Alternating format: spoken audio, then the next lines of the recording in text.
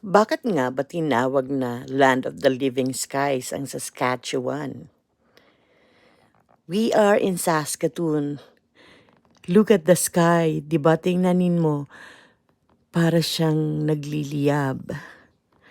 Pero it's the sunset.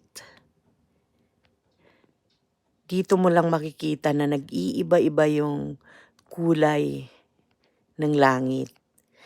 Minsan, sa umaga, yung sunrise, makikita mo pink, reddish.